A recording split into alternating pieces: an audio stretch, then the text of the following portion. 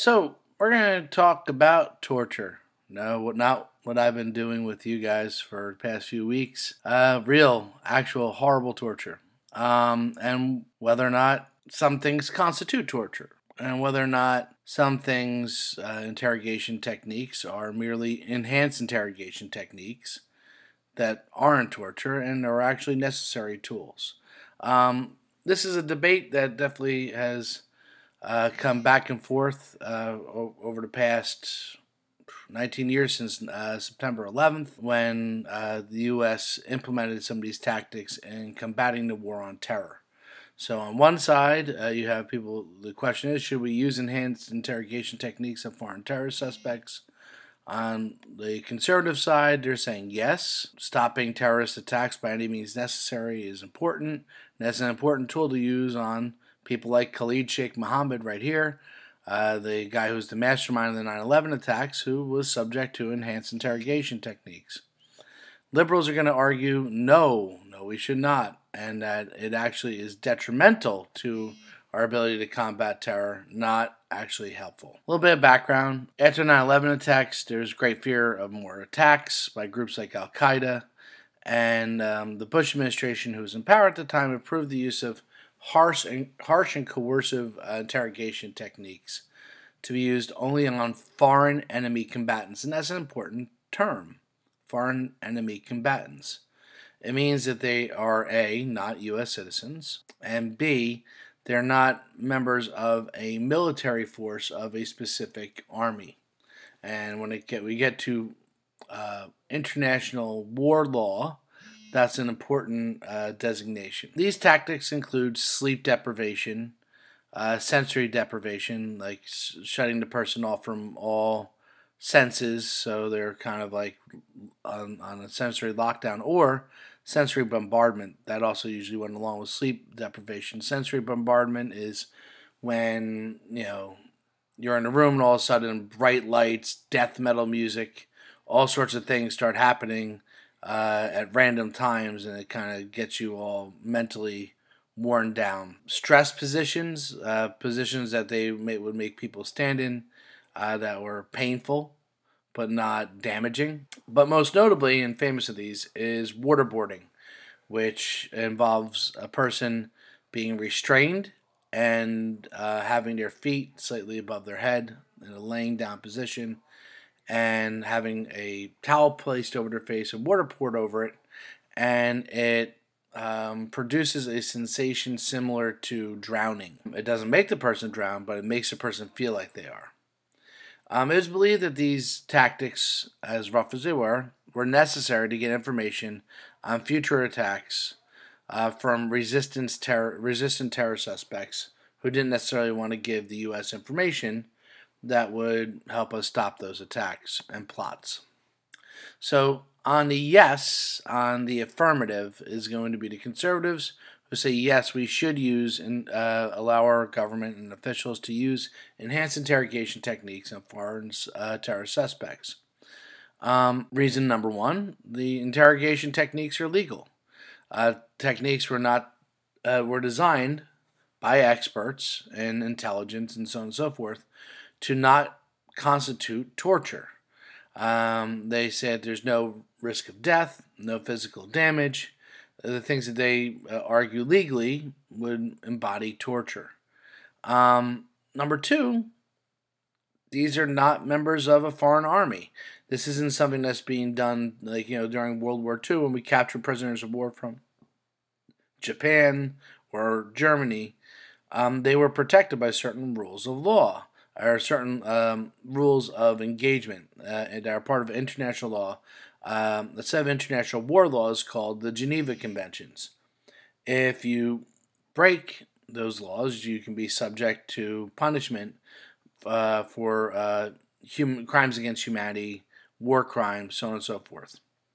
They also aren't protected by the Eighth Amendment because they're not U.S. citizens. And we're talking about people who want to commit mass murder of American citizens, who want to kill Americans. And we shouldn't be too worried about their rights over protecting American lives. If pouring water down the guy who masterminded 9/11's face is going to get him to reveal, if there's any other terrorist attacks that are on their way, then we should do that, argue the conservatives. They also argue that these techniques are necessary. Intelligence officers operate in a small window, and there's only a small amount of time. If there's an actual attack about to happen, and that when they apprehend somebody, eventually the information that person has is going to become useless. So you have a small window of time after you apprehend a high-level target like Khalid Sheikh Mohammed to get intelligence that you can use to get locations of where other terrorists are, to get information on stopping possible plots that are in effect, where there's other cells, so on and so forth. You have to make the most of that opportunity.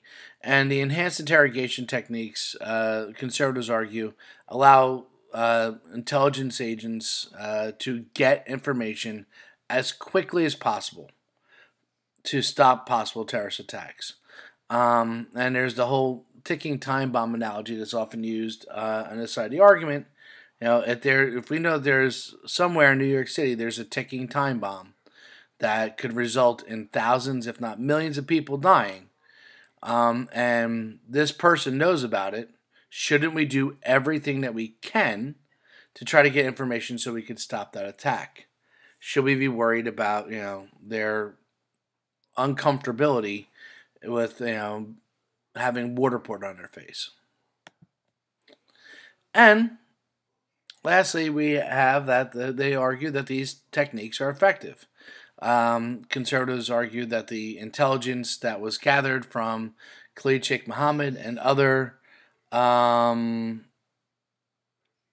from other high-profile terrorist suspects was actionable. They were able to use it to apprehend other terrorists or to stop future attacks. Now, the information on that is necessarily not expansive because, a lot of it's classified.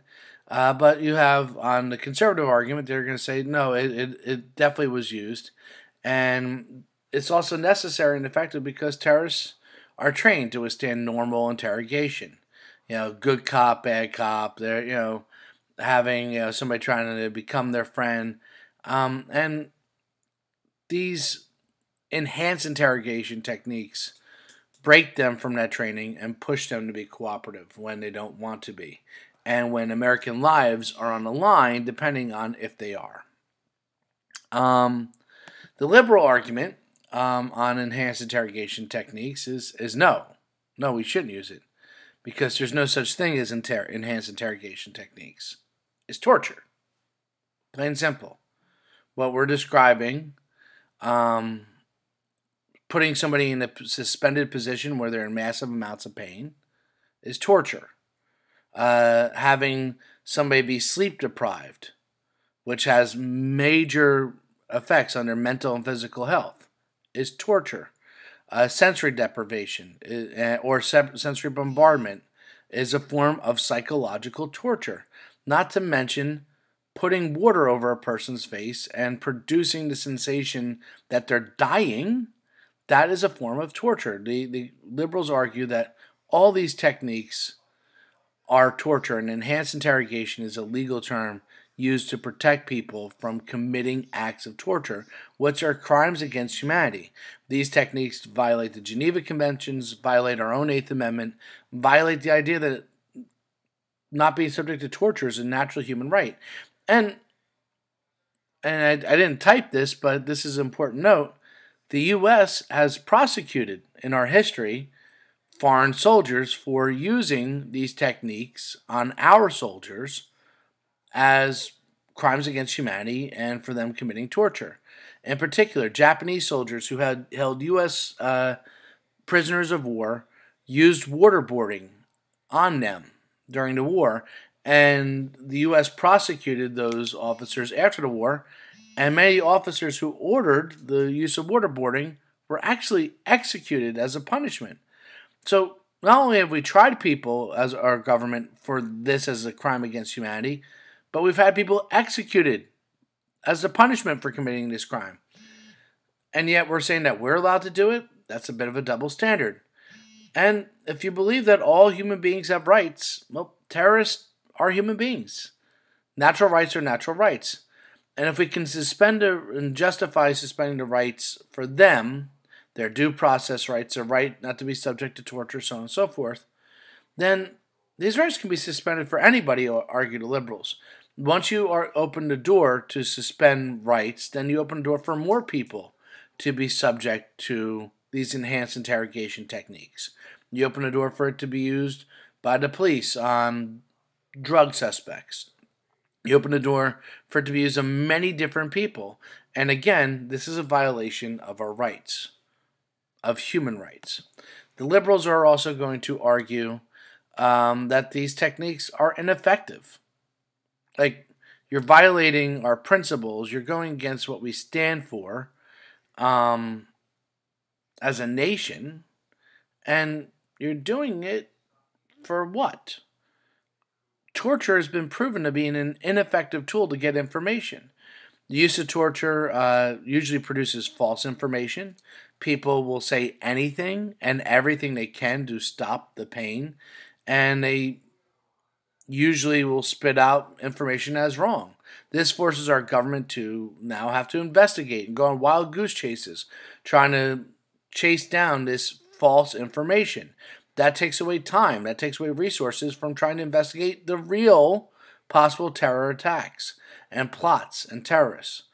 And it also opens the door for this to be used on innocent suspects. People who were waterboarded in Guantanamo Bay and other places, not on U.S. soil, because once again, if you do it on U.S. soil, then you might be breaking U.S. law. So they're doing this outside of U.S. soil. If they didn't think it was illegal, why wouldn't they do it on U.S. soil?